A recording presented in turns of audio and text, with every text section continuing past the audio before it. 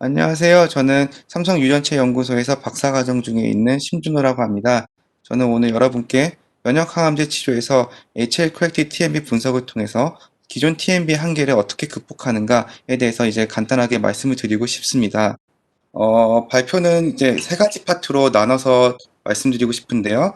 첫 번째는 이제 제가 이제 이 HL Corrected TMB 어떻게 생각하게 됐는가, 그리고 기존의 TMB가 어떤 한계를 가지고 있는가에 대해서 한 파트를 말씀드리고 싶고요.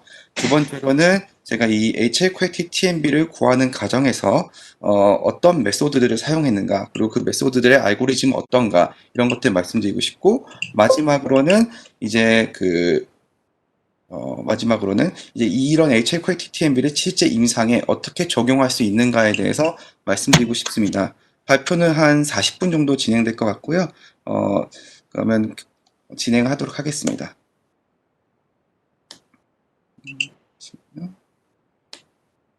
일단은 그 이뮤노세라피에 대해서 말씀드리기에 앞서서 일단은 이제 그 기존의 어떤 캔서 치료가 어떻게 진행되었는가, 그리고 어디에 집중했었는가에 대해서부터 시작을 하고 싶습니다. 제가 연구를 처음 시작할 때만 해도 어떤 캔서 지네틱스와 세라피스는 사실 어떤 온코제닉 드라이버 뮤테이션에 많이 집중했었습니다. 즉, 그러니까 튜머를 대기하는 드라이버 뮤테이션이 어떤 게 있는가에 집중을 하고, 뭐 EGFR 뮤테이션이든 알크로스온 퓨전이든 이런 거에 집중을 하고, 그것을 억제할 수 있는 사이록시 카이네즈 이니비터 이런 것들을 초점이 맞춰져 있었습니다. 그래서 이런 사이로카이네즈 이니비터를 썼을 때 그 해당 뮤테이션이 있으면은 치료에 반응할 수도 있고 또 안 반응할 수도 있고 이런 식으로 치료가 진행됐습니다.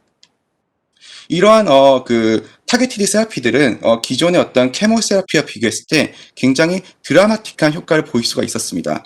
근데 이제 이런 치료가 좋긴 하지만 어떤 단점이라면은 그 해당 어떤 타겟 드라이브 뮤테이션이 없다면은 이 치료를 쓸 수가 없고, 플러스 그다음에 만약 이제파 예를 때 L858 타겟에서 약을 쓰면은 또 레지던스 뮤테이션이 생기고, T701 같은 또 그것을 타겟하는 오시모팀을 썼을 때 또 C797S 같은 레지던스 뮤테이션이 생기는 약간 이런 반복되는 그런 경향이 있었습니다.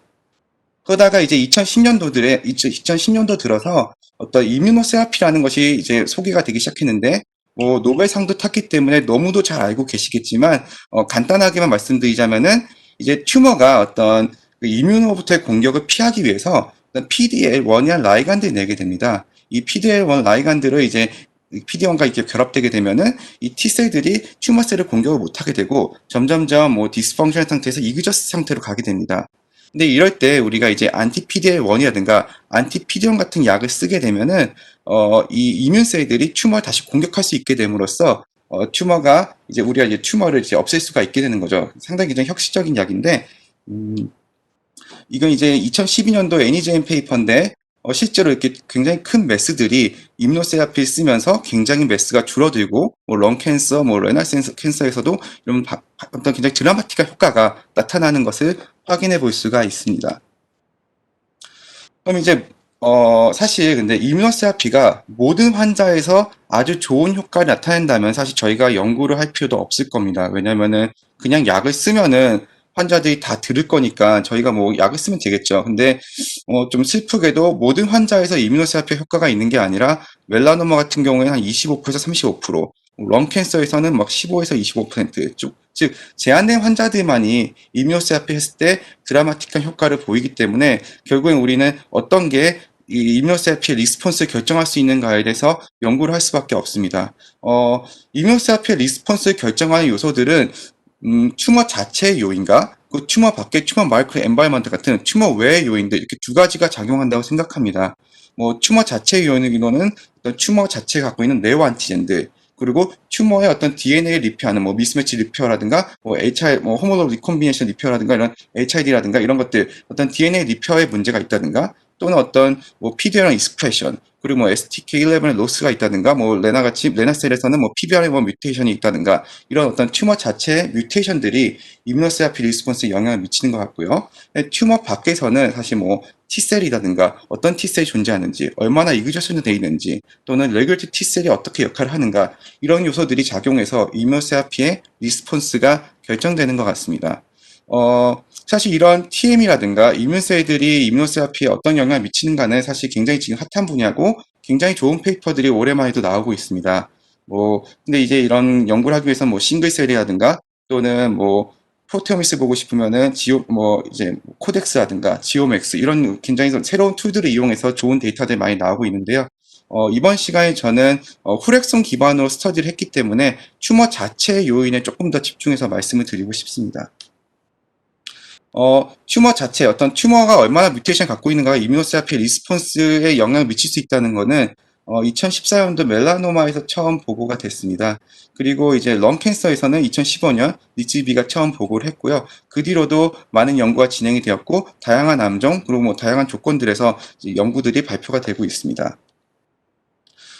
튜머 뮤테이션 벌든이 어떤 이뮤노세라피에 영향을 미치는 거는 네오 안티젠 하이퍼세시스에 기반을 하는데, 간단하게 말씀드리면은 많은 뮤테이션이 있으면은 그로 인해서 mRNA가 만들어지고 그 뮤테이션을 가진 어떤 펩타이드가 만들어지고 그 펩타이드가 어떤 그 뽀리노 인식돼서 MHC와 결합이 되면은 이제 이렇게 MHC, pMHC 구성하고 T셀이 그걸 인식하고 공격할 수 있게 됩니다.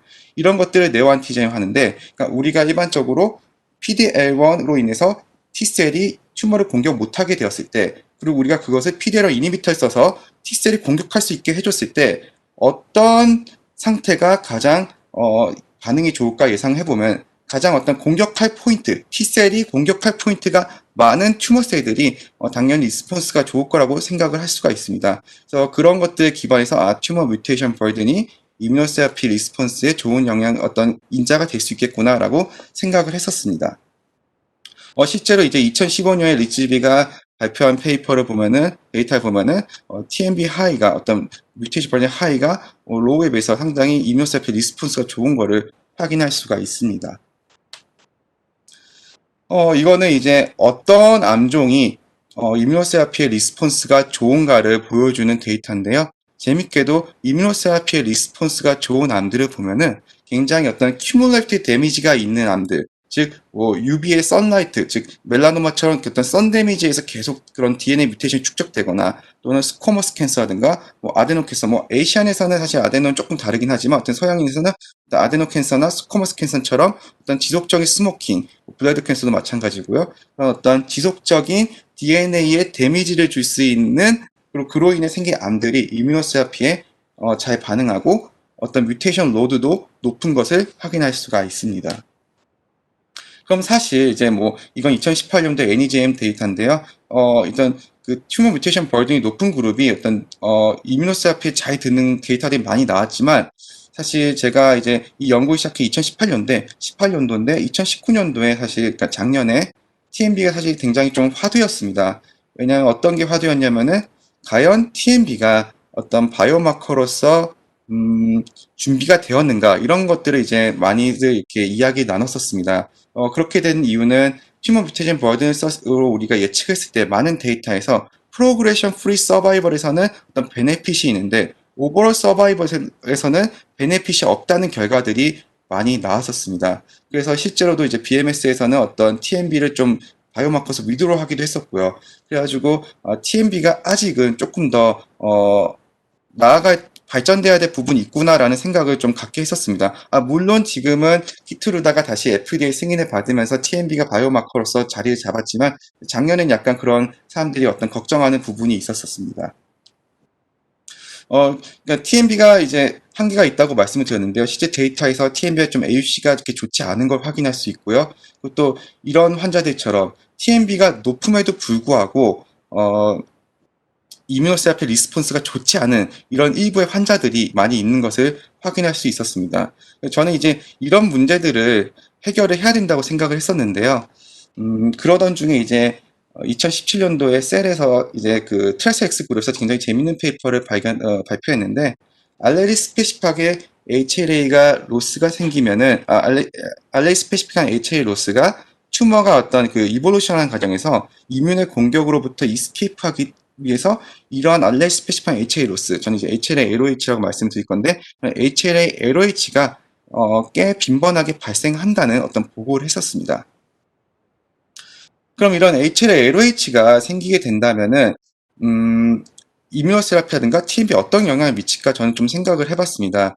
셀 페이퍼에 어떤 이뮤노세라피와 연관된 어떤 내용은 없었지만 분명 이제 튜머가 이뮨을 피하기 위해서 HLA 로스를 일으킨다면 그렇게 일반적으로 이제 생각했을 때 뮤테이션이 생기면은 이 뮤테이션이 mRNA가 되고 프로테인이 되고 이제 프로테아솜에 의해서 이제 그 펩타이드 분해가 돼가지고 이제 MHC와 만나서 이제 T셀의 표현이 될 건데 PMHC 구성할 건데 만약에 이 HLA가 로스가 된다면 분명히 이 HLA와 결합할 거라고 생각하는 뮤테이션은 만약 튜머셀 안에 존재하더라도 결국에는 이뮨셀들, T셀들에게는 노출이 되지 않을 겁니다. 그래서 저는 우리가 이제 TMB를 생각하고 또 이뮤노세라피 리스폰스를 생각할 때 이런 그 HLA-LOH를 좀 고려를 해줘야 된다는 생각을 하게 되었고 그거에 기반해서 이제 HL 코렉티브 TMB라는 개념을 생각하게 되었습니다. 그럼 이제 실제 데이터에서 HL 코렉티브 TMB가 어떻게 구해질 수 있는지에 대해서 좀 말씀을 드려야 되는데요. 그래서 이제 다음 같은 툴들을 이용해서 실제 데이터에서 구현을 해보고자 했습니다. 간단하게만 말씀드리면은 이제 제가 이제 이런 방법들에 대해 조금 간단하게 말씀드리고 싶은데 넥스트젠 시퀀싱의 방법을 이용해야 되고 그렇게 얻은 데이터를 통해서 베리언트를 콜을하고 그다음에 뭐 옵틱 타입이나 폴리서버 이런 툴들을 이용해서 그 환자의 스페시픽한 HLA 타이핑한 과정이 필요하고 그 환자의 튜머 데이터에서 그 환자의 퓨리티와 플로이드를 구한 다음에 이 모든 데이터를 종합해서 LOH, HLA 그 셀에 나왔던 그 툴을 이용해서 그 환자가 HLA 로스가 있는지를 구할 수가 있습니다. 그 다음에 NetMHC 4.0이라는 툴을 이용해서 네오 안티젠을 구하고 이 모든 데이터를 종합해서 HL 퀄리티 TMB를 구할 수 있습니다. 그러면 이제 각각의 툴들에 대해서 알고리즘에서 간단하게만 말씀을 드리겠습니다. 넥스트 제너레이션 시퀀싱 사실 뭐 너무 다 잘 알고 계셔서 제가 굳이 설명드릴 필요도 없지만 그래도 혹시라도 그래도 조금 생소하신 분들이 있을까봐 간단하게 말씀을 드리겠습니다. 우리가 흔히 생어 메소드를 퍼스트 제너레이션 테크놀로지 말하는데 그 뒤로 나온 어떤 이제 어떤 페어드 엔드의 어떤 시퀀스 정보를 갖고 있는 리드 베이스로 이렇게 하는 즉 하이소프 리드를 가지고 시퀀싱을 진행하는 걸 넥스트 시퀀싱이라고 합니다. 일반적으로 넥스트젠 시퀀싱에서 나오는 어떤 리드 데이터들은 이제 이런 그 페어드 엔드 또는 싱글 엔드로 존재하는데 여기 페어 엔드를 보면은 여기 안에 이제 그 유전자 베이스 정보들이 쫙 100개 정도씩 위치를 합니다. 이렇게 얻게 된 리드들을 우리가 보통 레퍼런스 지놈에 붙이는데 레퍼런스가 A인데 우리가 붙인 리드들이 C를 갖고 있다면 여기에 포인트 뮤테이션이 있다고 생각을 하고 그리고 일부에 이렇게 빈 공간이 떨어져서 붙는다면 인델이 있다고 생각을 하고 또 이 레퍼런스의 어떤 특정 부분이 아예 붙지 않는다면 이 부분에 튜머에서는 딜리션이 있겠구나 또는 너무 많이 붙는다면 앰플리피케이션이 있겠구나 또는 보통 페어드 엔드에서 한쪽 그러니까 R1, R2라고 했을 때 R2가 다른 유전자 또는 다른 어떤 크로모솜에 갖다 붙는다면 이 부분에 어떤 브레이크 포인트가 있고 퓨전이 있구나라는 생각을 보통 하게 됩니다.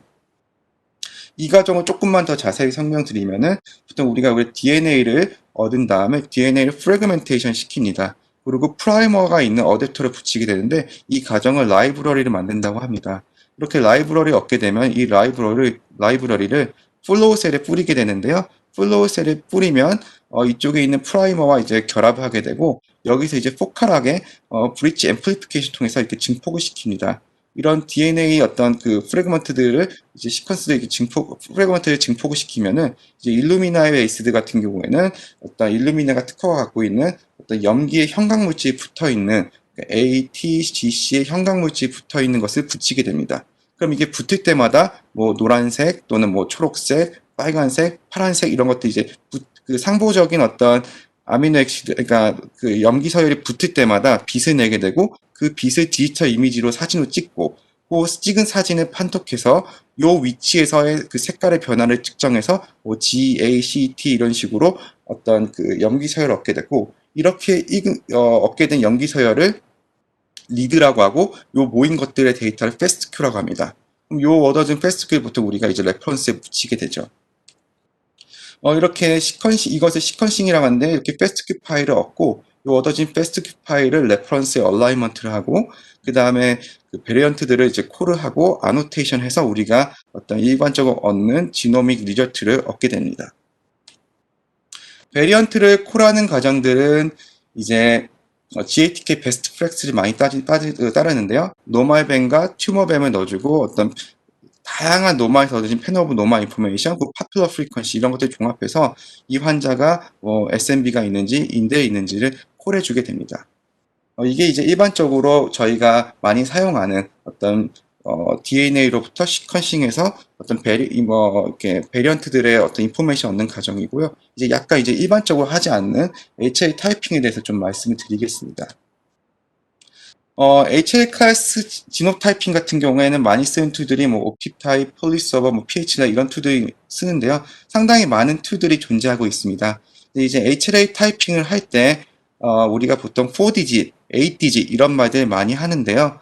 4디짓 같은 경우에는 일반적으로 프로테인 레벨, 즉 셀 서페이스에 표현되는 어떤 프로테인 레벨까지를 말을 하고요. 8디짓이라고 하면은 어떤 시노미너스 뮤테이션이라든가 인트론 영역에 생긴 어떤 뮤테이션 이런 것까지 포함해서 타이핑하게 되면은 8디짓이라고 말합니다. 근데 이제 뭐 일반적으로 우리가 생각할 때뭐 4디짓이면 충분하게 어떤 예측을 하는데 충분하게 사용할 수가 있습니다. HL 클래스 타이핑을 할 때 쓰는 어떤 알고리즘은 대부분 유사한데요.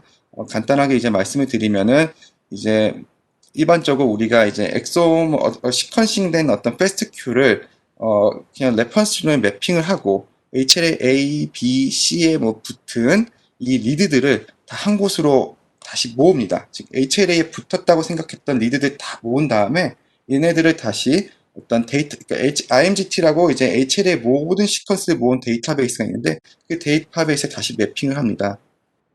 이제 폴리서버를 예로 들면은 폴리서버 같은 경우에는 이제 레퍼런스에 이제 모든 리드를 매핑한 다음에 그 레퍼런스, 그러니까 하나의 어떤 HLE 레퍼런스에 붙은 이 리드의 그 리드의 어떤 그 퀄리티들, 얼마나 많은 리드가 붙었는가, 이런 것들을 종합해가지고 베이시안 칼큘레이션을 통해서 가장 확률적으로 높을 것 같은 HLR를 선정하게 됩니다.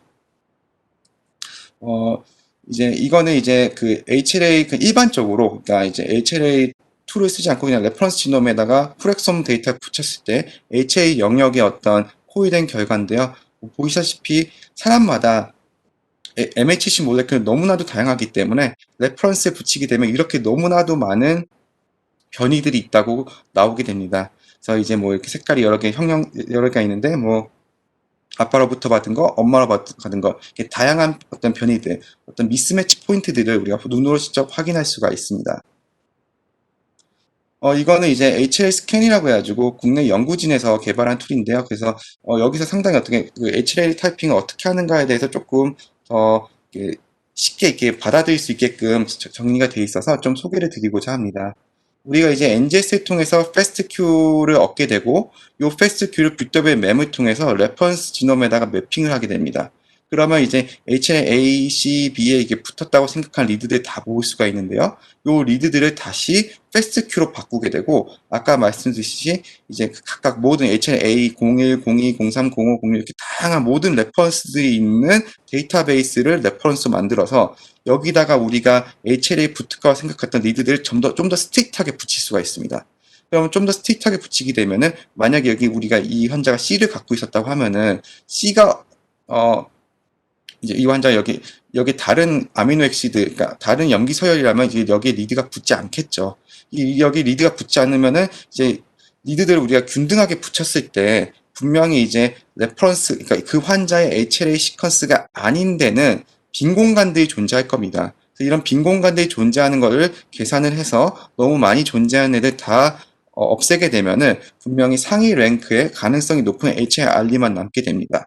만약 이거를 이제 엄마로부터 받은 정답, 아빠로부터 받은 정답이라고 생각한다면은 이제 여기에 우리가 다시 붙이게 되면은 분명 이제 이 환자는 사실은 A, C, T를 갖고 있고 아빠부터는 G, T, C를 갖고 있게 되는데 우리가 이제 만약에 우리가 있는 NGS 데이터가 롱리드라면은 사실 이게 우리가 뭐 롱리드하면 뭐 A, C, T가 하나에 있다라는 거 우리가 이미 이제 롱리드 정보를 통해서 알 수 있으니까 문제가 안 되는데 우리가 갖고 있는 NGS 데이터는 대부분 숏리드입니다. 100베이스 페어 정도밖에 안 되는 숏리드고 이런 정보로는 사실 이게 A와 C와 T가 하나의 선상에 있는지 알 방법이 없습니다. 그래서 실제 그럼 어떻게 되냐면은 실제로는 정답이 아닌데 요건 아빠로부터 받은 거, 요건 엄마로부터 받은 거, 또 아빠로부터 받은 거 이렇게 섞여 있는 레퍼런스도 우리가 혹시 이것도 이 환자의 HLA 시퀀스일 수도 있겠다라는 추측을 하게 되는데요.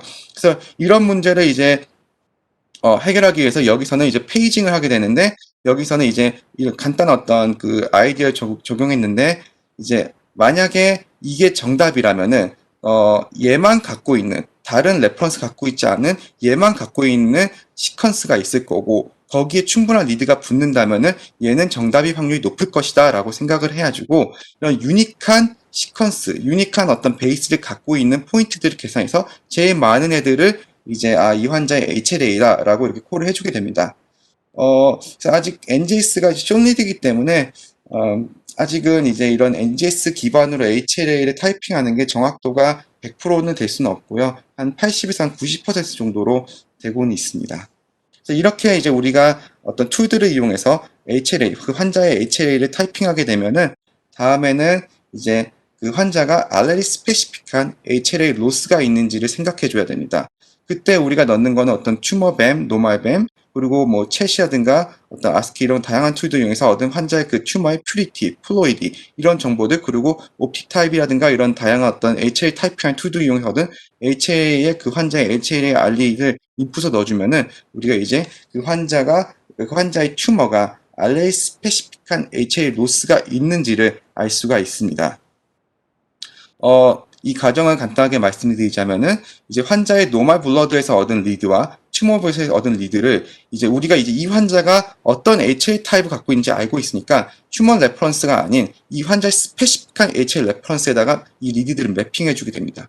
그러면은 당연히 블러드에서는 알레리 스페시픽한 HLA 로스가 없기 때문에 균등하게 양쪽에 리드들이 붙겠죠. 하지만 튜머 같은 경우에 HA 알레리 스페시픽한 로스, HA LOH가 있다면은 분명히 한쪽에만 많이 붙고 이쪽 레퍼런스엔 리드들이 많이 안 만들어졌기 때문에 붙는 게 적을 겁니다. 그럼 이거에서 블러드에서 얻은 양과 이 튜머에서 얻은 양을 비교를 하게 되면은 이쪽에 알레리 스페시픽한 로스가 있다는 것을 유추할 수 있게 됩니다. 워낙 또 중요한 툴이기 때문에 조금만 더 자세하게 말씀을 드린다면은 우리가 이제 그 환자에서 얻은 어떤 뱀 파일에서 크로모손 6에 이제 A, C, B 영역을 붙었다고 되어 있는 시퀀스들을 그 리드들을 다 모으게 됩니다. 그것들 리드를 다 모으고 요걸 다시 패스트큐로 전환을 합니다.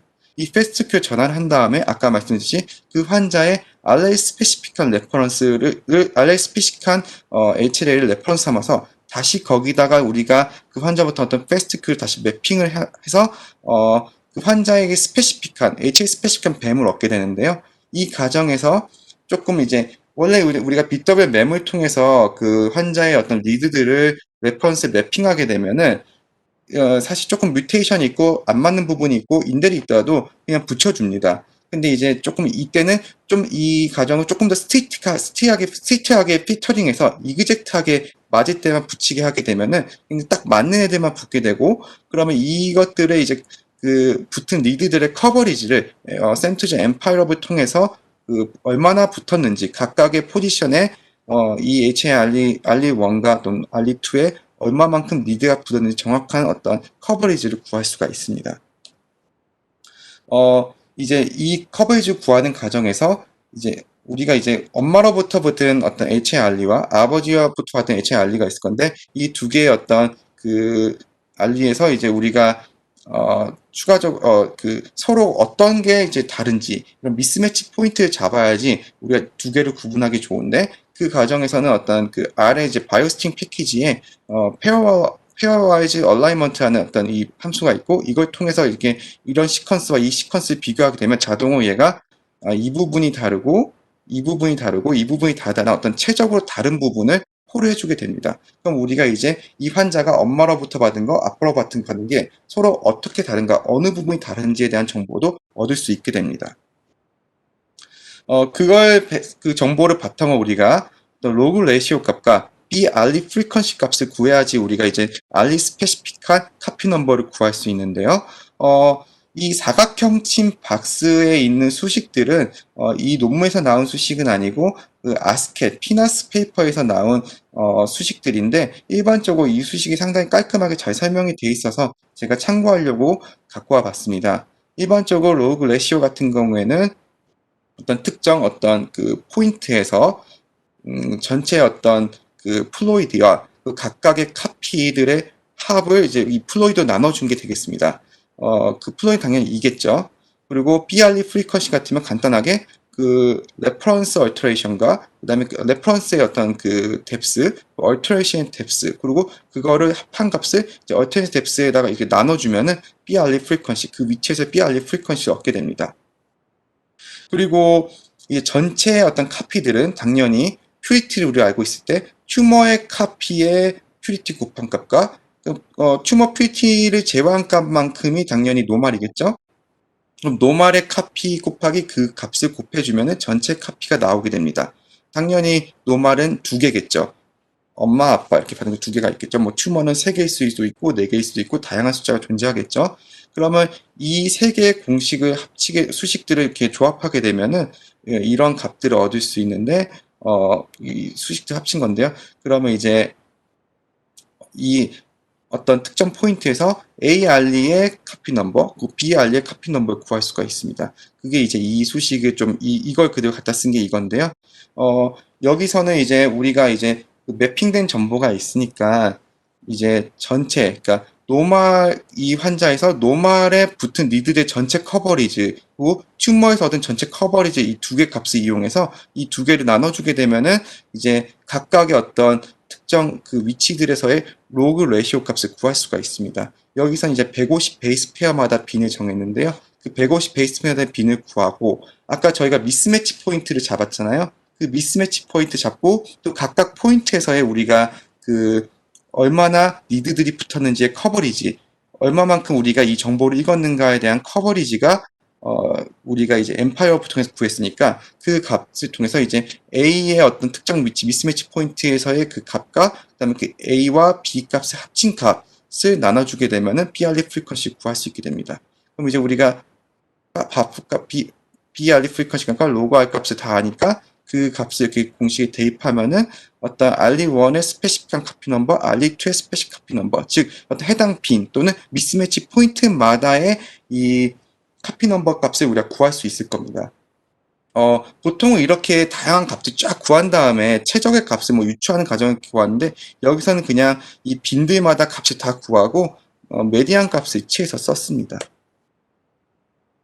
그렇게 이제 구하게 되면은 이제 그 오버콜링하는 알리 스페시픽한 로스를 오버콜링하는 걸 피하기 위해서 아까 구한 카피 넘버 값이 0.5 이하로 줄었을 때만 콜을 하게 했고요. 그 다음에 각각의 미스매치 포인트들의 로그 레이시오 값을 구한 다음에 그 로그 레이시오 값이 페어드 t-테스트에서 다른 어떤 HRR와 비교했을 때 t-테스트에서 0.02 이하로 차이가 나면은 이 환자는 알리 스페시픽한 HL 로스가 있구나라고 정의를 해줬습니다.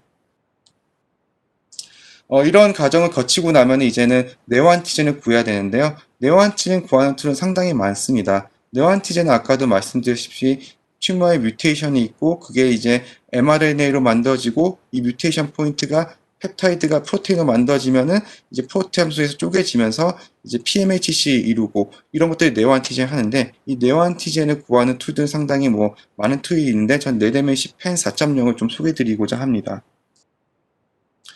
이제 이런 네오안티젠을 추정하기 위해서는 데이터가 많이 필요한데 이런 데이터는 IDB라는 데이터베이스에 가면 상당히 많이 있습니다. 뭐 97만 개에 이르는 펩타이드의 어떤 에피톱 데이터가 쌓여 있고요. 뭐 TCR, PCR 다양한 정보들, 뭐 바인딩 어피니티 관련된 정보들이 다 이 데이터베이스에 다 모여져 있습니다. 이 데이터베이스 소개한 논문이 NAR에 있고요. 이 데이터베이스를 다운받게 되면은 각각의 HLA 타입과 그 다음에 그 어떤 해당 펩타이드 시퀀스들이 어떤 바인딩 어피니티를 가진지에 대한 엑셀 파일들을 엄청 많이 다운받을 수가 있습니다. 보통 RC50 값이 500나노몰 이하거나 또는 50나노몰 이하일 경우 우리가 이제 바인딩 어피니티가 있다고 말해주는데 이러한 바인딩 어피니티 데이터와 그 다음에 매스 펩타디움 데이터, 그러니까 정말 실제로 MHC 몰레큘과 이 펩타이드가 붙어 있는지를 어떤 매스 스펙트로메트리로 확인한 엘리티드 라이간드 데이터, 0, 1로 이루어진 이 두 개의 데이터를 조합해서 어차피 굉장히 파인하게 라벨이 되어 있는 데이터가 있다면은 뭐 머신러닝을 이용하든 딥러닝을 이용하든 우리가 이제 그 어떤 예측값을 얻을 수가 있겠죠. MLCpen 4.0 같은 경우에는 뉴랄렛을 이용해서 이 값을 추출했는데요. 어쨌든 이렇게 값을 넣어주게 되면은 그 환자가 갖고 있는 MHC 몰레큘과 그 환자의 어떤 뭐 베리언트 코드된 정보, 뮤텍2의 어떤 VCF 파일이라든가 이 두 개를 넣어주게 되면은 각각이 이제 윅 바인든지 스트롱 바인든지 이걸 평가를 해주게 됩니다. 이렇게 되면 이제 네오안티젠 값을 얻을 수가 있는데요.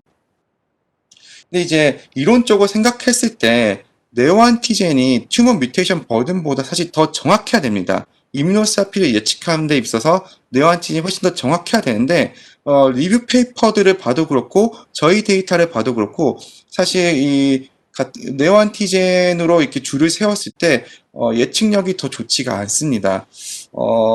저는 개인적으로 이러한 이유가 아직은 네오안티젠을 우리가 유추하는 어떤 그 이게 부정확해서 그렇다고 생각을 하거든요. 그러니까 우리가 이제 네오안티젠을 유축할 때 사용하는 어떤 데이터들이 바인딩 어피니티를 기반한 데이터인데 사실 MHC 몰레큘과 네오펩타이드가 튜머셀 안에 붙더라도 그게 뭐 얼마나 스테이블한지 알 수가 없습니다. 또 실제로 붙었는지 바인딩 어피니티가 있다고 해서 실제로 붙는지도 알 수가 없고요. 근데 우리가 지금은 많이 있는 데이터는 바인딩 어피니티 데이터고 요걸 통해서 추론을 하게 되면 당연히 정확하기는 어렵겠죠. 그래서 그렇기 때문에 이 네오 안티젠보다는 TMB가 아직까지는 더 예측력이 더 좋지 않은가 이런 생각을 좀 해봤습니다.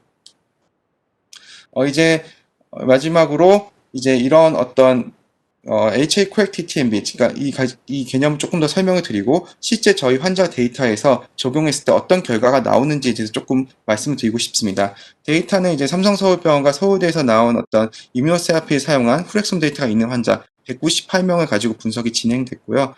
이 데이터를 통해서 HLA LOH가 있을 때 이뮤노세라피의 리스폰스에 영향을 미칠 수 있는가에 대해서 좀 분석해 보고자 하였습니다.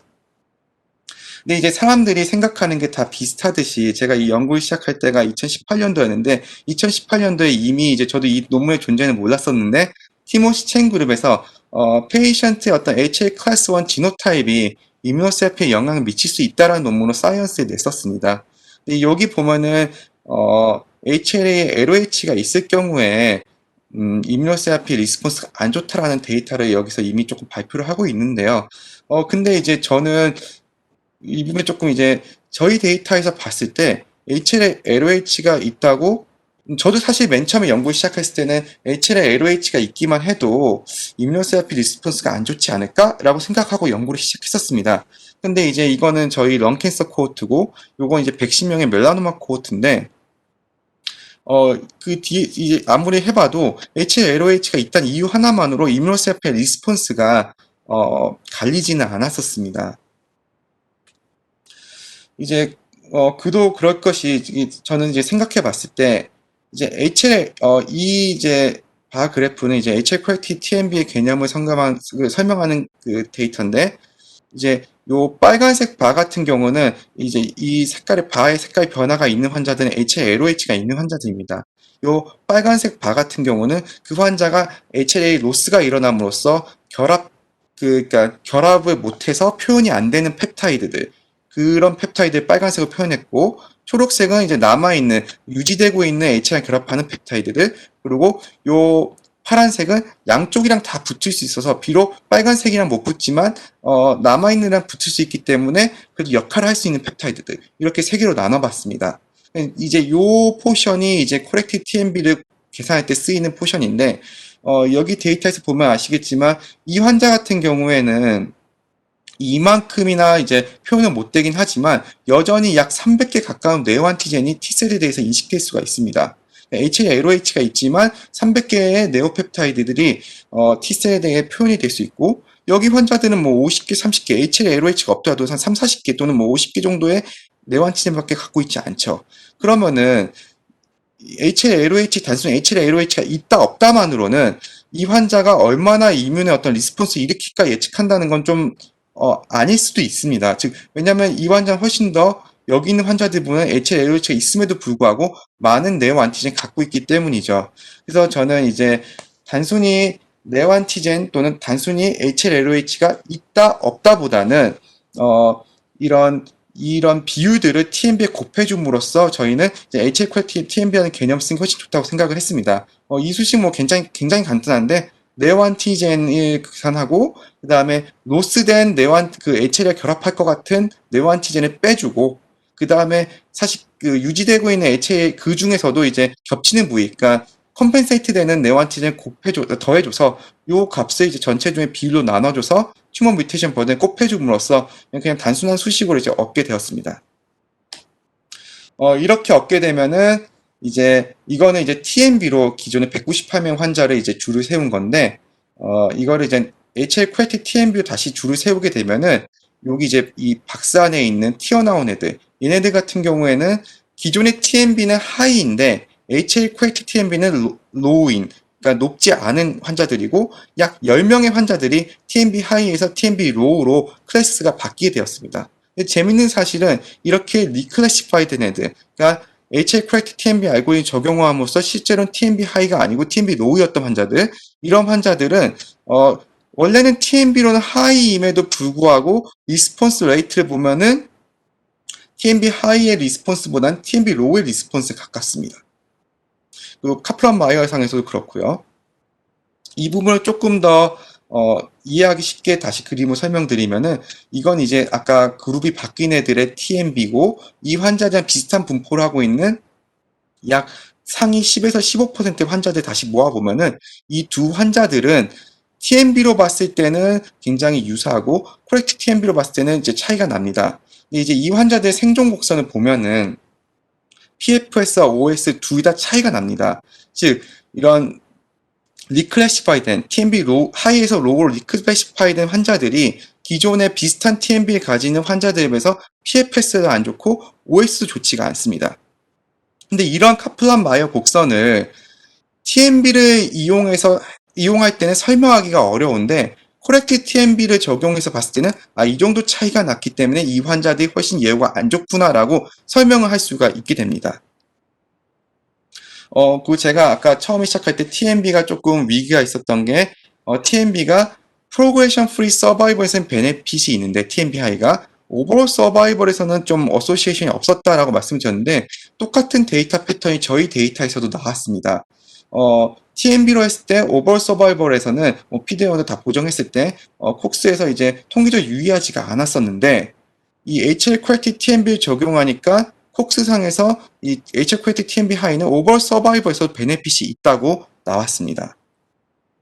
이러한 HL 퀄리티 TMB 알고리즘을 다른 솔리드 튜머, 멜라노마에도 한번 적용을 해봤는데 멜라노마에 적용했을 때도 비슷한 경향성을 보였습니다.